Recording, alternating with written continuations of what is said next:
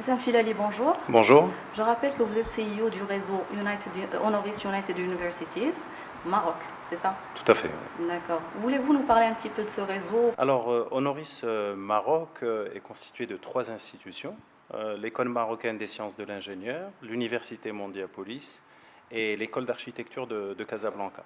Mais Honoris Maroc fait partie d'une plateforme panafricaine où il y a 32 000 étudiants, 48 campus, une présence dans 9 pays, notamment les plus grandes présences en Tunisie avec l'Université Centrale Group et en Afrique du Sud avec parmi les deux plus grandes universités en Afrique du Sud. Nous avons plus de 22 000 étudiants en Afrique du Sud. Mais pour en revenir au Maroc, nous avons 6 000 étudiants dans notre réseau. Vous apprêtez à inaugurer un nouveau campus. Ouais. Dites-nous en plus, parlez-nous un petit peu de l'idée depuis sa genèse jusqu'à sa mise en œuvre et surtout de sa valeur ajoutée pour le paysage de l'enseignement supérieur. Tout à fait. Le campus de Roudani, où on se trouve actuellement, est un campus de 10 000 mètres carrés qui se trouve au cœur de la ville de Casablanca. Donc c'est un campus vertical. Le souci que nous avions en choisissant ce bâtiment en centre-ville, c'est un souci d'accessibilité. Euh, nous voulons être le plus proche possible des lieux de résidence de nos étudiants afin qu'ils passent plus de temps à l'intérieur de l'université, en dehors des heures de cours, et qu'ils passent moins de temps dans les transports. L'accessibilité est aussi importante parce que nous avons beaucoup d'étudiants qui sont en alternance, qui sont en cabinet une partie de la semaine et une autre partie sont à l'université. Et la troisième raison aussi pour laquelle nous voulions être en centre-ville, c'est que avec les changements profonds que connaît le marché de l'emploi avec cette nouvelle révolution technologique, et nous n'en sommes qu'au début, nous sommes convaincus qu'il y a de plus en plus d'actifs, de gens qui travaillent aujourd'hui, qui devront revenir à l'université et compléter leurs compétences en parallèle de leurs activités. Donc être proche de leur lieu de travail est quelque chose qui est très très important pour la formation continue. Et pour nous, ce campus, on avait le souci d'offrir exactement les mêmes infrastructures qu'un campus horizontal, qui se trouve en général en périphérie des villes, à l'exception des terrains de sport, bien entendu, mais en termes de salles de séminaire, en termes d'espaces de bibliothèque, en termes de centres de calcul et de laboratoires, nous avons ce qui se fait dans les campus horizontaux, et d'ailleurs nous en avons un qui est le campus universitaire de Noassar de Mondiapolis. Donc nous avions ce souci d'avoir exactement les mêmes infrastructures que dans un campus horizontal. Est-ce qu'il y a des espaces de vie? Il y a justement, c'est très très important, il faut qu'il y ait ces espaces de vie, et pour nous c'était très très important, c'est un espace de vie tout simplement pour quelque chose qui est au cœur aussi de notre stratégie, qui est un petit peu la collaboration intelligente. Vous savez qu'il y a eu un dernier rapport de la SFI qui parle et qui dit que 40% des compétences qu'exige le marché vont changer d'ici 2022. Et parmi les nouvelles compétences les plus demandées, ce sont des compétences socio-comportementales. Être capable de travailler en bonne intelligence avec des gens qui ont une spécialité différente, être capable de communiquer, être capable de construire ensemble. Et c'est pour ça qu'avoir ces espaces de vie, surtout dans un bâtiment qui est multidisciplinaire, avec une école d'ingénieur, une école de commerce, école de droit, école de santé, c'est quelque chose de très très important et qui nous tient à cœur pour pouvoir préparer nos étudiants au monde de demain, qui est en fait le monde d'aujourd'hui, parce que ça vient très très rapidement. Donc ça permet de développer tous ces soft skills, et c'est l'une des raisons aussi pour lesquelles on est au cœur de la ville.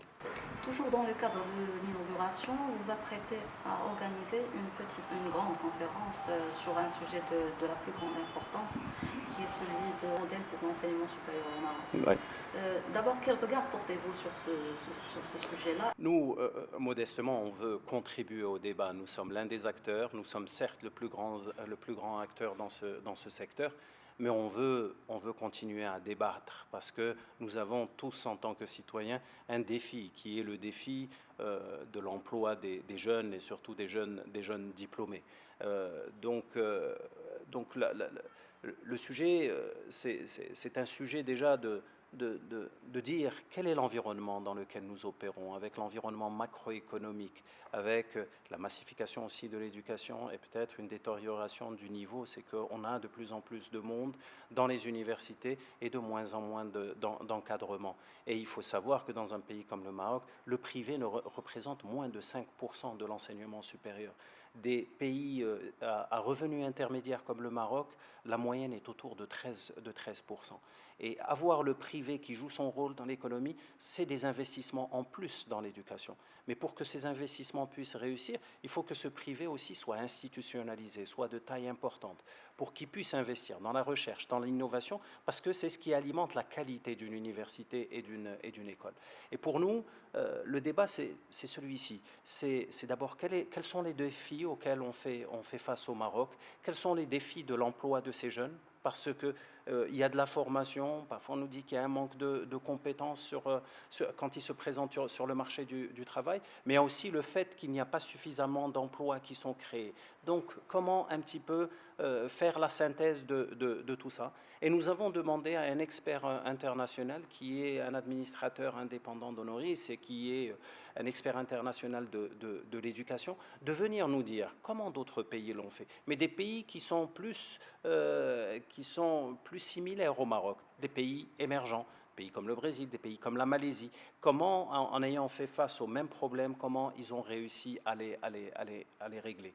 Donc voilà, c'est un petit peu le thème de la conférence, mais pour nous, le privé doit jouer un rôle beaucoup plus important, car le Maroc en a besoin et car nous avons besoin d'investissement dans ce secteur. Investissement pas seulement dans les infrastructures, mais investissement aussi dans les ressources pédagogiques humaines. Il faut former des docteurs pour pouvoir enseigner ces étudiants, mais il faut aussi être imprégné de la culture locale. Ce n'est pas un modèle qui est rapporté, c'est un modèle qui est construit à partir du Maroc. Et finalement, je finirai avec ça, pour qu'une université puisse être de taille et avoir un impact aussi, il faut qu'elle s'imprègne de l'environnement socio-économique du pays. Et on ne peut pas, donc le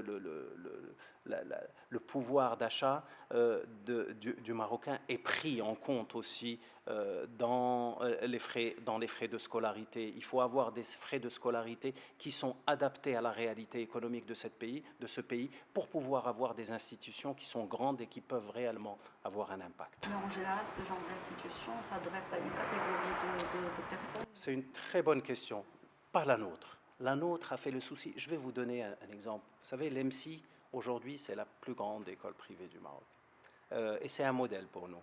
Parce que l'EMSI, aujourd'hui, a 4500 étudiants. Et l'EMSI forme des ingénieurs qui sont reconnus par l'État. Et en Bac+5, les frais de scolarité de l'EMSI sont ceux que les gens payent parfois pour des écoles primaires et secondaires. Et pourtant, ce sont pour des diplômes d'ingénieurs, ce sont des gens qui sont appréciés sur le marché du travail, qui travaillent tous, et c'est avec des frais de scolarité qui sont abordables. Et c'est pour ça que la LMC a réussi à avoir autant d'étudiants, c'est parce que aussi il y a cette accessibilité matérielle.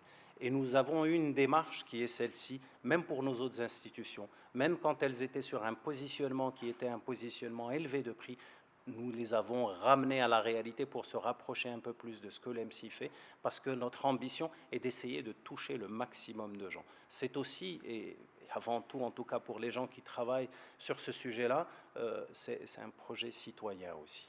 Parce que pour pouvoir avoir un impact, il faut toucher le maximum de gens et il faut essayer d'influencer leur vie, leur carrière. Et ça, c'est sur toutes les strates de notre société et pas seulement. Je pense qu'aujourd'hui, nous avons 5% du supérieur qui est dans le privé. Il y a une problématique aussi de frais de scolarité qui est peut-être élevée par rapport à cet environnement.